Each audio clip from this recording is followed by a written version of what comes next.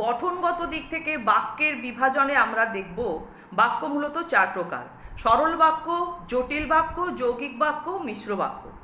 সরল বাক্যের ক্ষেত্রে আমরা দেখি যে একটি কর্তা এবং একটি মাত্র সমাপিকা ক্রিয়া থাকে বাক্যের মধ্যে, এবং জটিল বাক্যের ক্ষেত্রে দেখা যাবে এক বা একাধিক উপবাক্য থাকবে। এবারে এই উপবাক্যগুলির মধ্যে একটি হবে প্রধান উপবাক্য এবং বাদবাকি হবে সেই যে সমস্ত উপবাক্যগুলি রয়েছে সেগুলি অপ্রধান উপবাক্য। এটা গেল জটিল বাক্য। এরপর আমরা দেখি যৌগিক বাক্যের ক্ষেত্রে থাকেও উপবাক্য, কিন্তু সেগুলি হয় স্বাধীন উপবাক্য। একাধিক স্বাধীন উপবাক্য থাকে, একাধিক সমাপিকা ক্রিয়া থাকে এবং সংযোজক অব্যয় দ্বারা সংযুক্ত হয়ে থাকে। আর মিশ্র বাক্যের ক্ষেত্রে আমরা দেখব একটি সরল, একটি জটিল বা একটি সরল, একটি যৌগিক বাক্য নিয়ে মিশ্র বাক্য গঠিত হয়। তাহলে মোটামুটি আমরা বাক্যের গঠনগত দিক থেকে যে বিভাজনের দিকগুলি সরল, জটিল, যৌগিক, মিশ্র, এই বৈশিষ্ট্যগুলি সাধারণত পাবো। আজকে আমরা এরপর বেশ কিছু দৃষ্টান্ত দিয়ে দেখে বুঝে নেব যে কোনটি সরল বাক্য বা সরল বাক্যের বৈশিষ্ট্য কী, এবং একটি সরল বাক্য থেকে অন্য বাক্যে রূপান্তর করতে গেলে আমাদের বাক্যের মধ্যে কীভাবে রূপান্তর ঘটাতে হচ্ছে, ক্রিয়ার কি পরিবর্তনটা আমাদের আনতে হচ্ছে। এটাই কিন্তু মুখ্য বিষয়, ক্রিয়ার পরিবর্তন বাক্যের রূপান্তরের ক্ষেত্রে। তাহলে এরপরে চলো দেখি আমরা কিছু দৃষ্টান্ত সহ আলোচনা।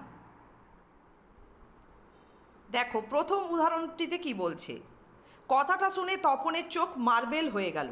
এটিকে জটিল বাক্যে রূপান্তরিত করতে হবে। বাক্যটি কিন্তু রয়েছে সরল বাক্যে। তাহলে এখানে দেখো তপন হচ্ছে একটি মাত্র কর্তা এবং হয়ে গেল এটি একটি মাত্র সমাপিকা ক্রিয়া। এটি একটি সরল বাক্য। তাহলে এবারে যখন তাকে জটিল বাক্যে রূপান্তরিত করব, জটিল বাক্য করতে গেলেই আমাদের সাপেক্ষ শব্দজোড় নিয়ে আসতে হয়। যখন তখন, যেখানে সেখানে, যেমন তেমন, যে সে, যাহা তাহা, এইভাবে কিন্তু আমাদের জটিল বাক্যে রূপান্তর ঘটাতে হয়। তাহলে যখন কথাটা শুনলো তখন তপনের চোখ মার্বেল হয়ে গেল। তাহলে এভাবেই কিন্তু আমরা এখানে রূপান্তর ঘটাবো।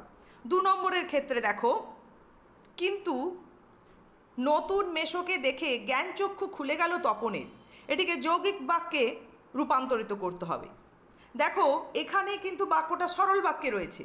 কিভাবে বুঝবে না, দেখো এখানে মাঝখানে একটি অসমাপিকা ক্রিয়া রয়েছে। সরল বাক্যের ক্ষেত্রে আমরা দেখি যে একটি মাত্র কর্তা, একটি মাত্র সমাপিকা ক্রিয়া, আর যদি ক্রিয়া থাকে তাহলে সেগুলো কিন্তু অসমাপিকা ক্রিয়া হবে, যেমন এই দৃষ্টান্তে রয়েছে। তাহলে এখান থেকেই কিন্তু বাক্যটাকে ভেঙে আমরা যৌগিক বাক্য করব। কিন্তু নতুন মেশোকে দেখলো, এই দেখে যে অসমাপিকা ক্রিয়াটি ছিল সেটিকে সমাপিকা ক্রিয়া করা হলো, দেখলো, এবং জ্ঞানচক্ষু খুলে গেল তপনের। তাহলে আবার যখন আমরা এই ধরনের যৌগিক বাক্য থেকে সরল বাক্য করতে যাব, তখন এই সমাপিকা ক্রিয়াটিকে অসমাপিকা ক্রিয়া করলেই আমরা সরল বাক্য করতে পারবো। তাহলে আমরা যখন একটা যৌগিক বাক্য থেকে, সরল বাক্য থেকে যৌগিক বাক্যে রূপান্তর ঘটাচ্ছি, তখনই কিন্তু আমাদের ওখানেই বুঝে নিতে হবে আবার যৌগিক বাক্য থেকে সরল বাক্যে যেতে গেলে আমাদের কি পরিবর্তন ঘটাতে হবে। 3 নম্বরে দেখো, তপনের নতুন মেসোমশাই একজন লেখক। এটিও সরল বাক্যে রয়েছে, এটাকে জটিল বাক্যে রূপান্তরিত করতে হবে। তপনের যিনি নতুন মেসোমশাই তিনি একজন লেখক। তাহলে যে নতুন মেসোমশাই, এই অংশটাকেই যিনি আর তিনি দিয়ে যোগ করা হলো, দিয়ে জটিল বাক্য রূপান্তর ঘটানো হলো। 4 নম্বরে বলছে, তাই মেসো শ্বশুরবাড়িতে এসে রয়েছেন কদিন। এটাকে যৌগিক বাক্যে রূপান্তর ঘটাতে হবে। তাই মেসো শ্বশুরবাড়িতে এসেছেন এবং রয়েছেন কদিন। তাহলে এই যে এসে, এটা অসমাপিকা ক্রিয়া ছিল, তাকে সমাপিকা ক্রিয়া করে, দুটি সমাপিকা ক্রিয়া উপস্থাপন করে সংযোজক অব্যয় দিয়ে যৌগিক বাক্যে রূপান্তর ঘটানো হয়েছে। 5 নম্বর দৃষ্টান্তে বলছে, এখন ছুটি চলছে, তাই সে সুযোগে শ্বশুরবাড়িতেই রয়ে গেছেন কদিন। তাহলে এই বাক্য দুটো একই রকম বা একই অংশ, শুধু একটু সামনে অংশ সংযুক্ত হয়েছে। এটাকে দেখো এবারে বলছে রূপান্তর অন্যদিকে, যে সরল বাক্য করতে হবে, যে এই অংশটা জুড়ে দিয়েছে, জুড়ে দিয়ে এটাকে সরল বাক্যে রূপান্তর করতে বলছে। এখন ছুটি চলার সুযোগে শ্বশুর বাড়িতেই রয়েছেন কদিন। তাহলে চলছে, এটা ছিল এখন ছুটি চলছে, এটা সমাপিকা ছিল, তাহলে চলার সুযোগে শ্বশুর বাড়িতেই রয়ে গেছেন কদিন। এভাবে কিন্তু আমাদের এখানে সরল বাক্যে রূপান্তর ঘটাতে হবে। এরপরে 6 নম্বরে দেখো, কিন্তু যখন দেখে মেসোর মুখ করুণার ছাপ, যখন দেখে যে মেসোর মুখে করুণার ছাপ তখন আহ্লাদে কাঁদো কাঁদো হয়ে যায়। বাক্যটিকে আমাদের সরল বাক্য করতে হবে। তাহলে বাক্যটি রয়েছে দেখো কোন বাক্যে, যখন তখন, এটি জটিল বাক্যে রয়েছে, এটাকে সরল বাক্যে রূপান্তর ঘটাতে হবে। তাহলে একটি অসমাপিকা ক্রিয়া আনতে হবে। কিন্তু মেসোর মুখে করুণার ছাপ দেখে, এখানে কিন্তু দেখেটা ছিল সমাপিকা অর্থে, আর এখানে দেখেটা হয়ে গেছে অসমাপিকা অর্থে।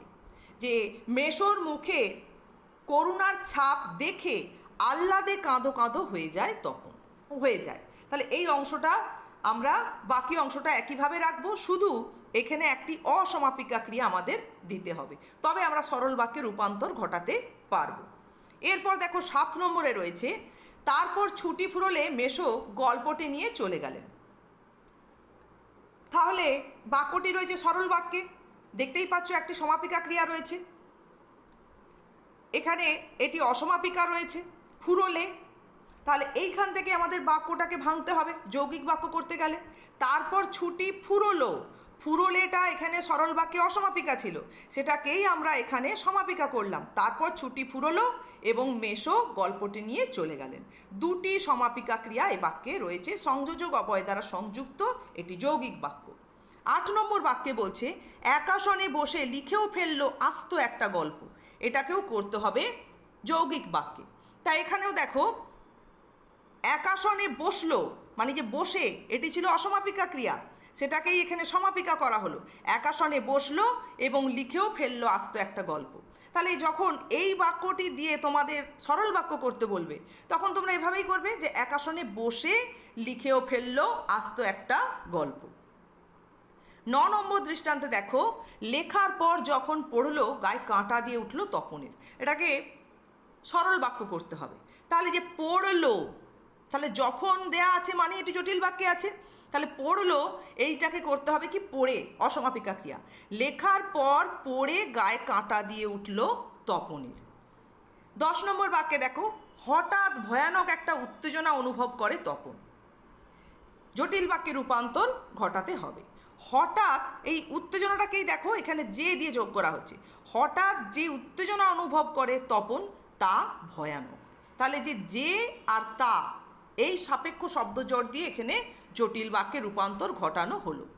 11 নম্বর বাক্যে বলছে, হোম টাস্ক হয়ে ওঠেনি তবু লিখছে, এটাকে সরল বাক্যে করতে হবে।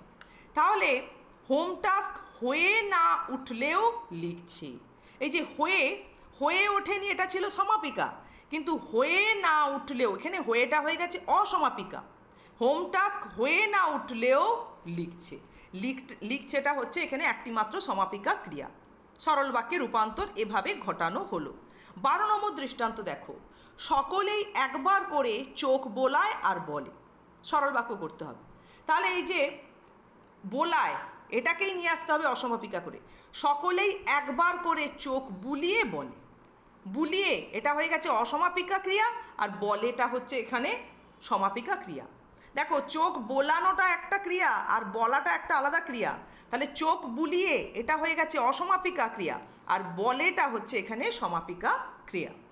13 নম্বরে বলছে, তা ওরকম একটি লেখক মেশো থাকলে মন্দ নয়, এটাকে জটিল বাক্যে রূপান্তর ঘটাতে হবে।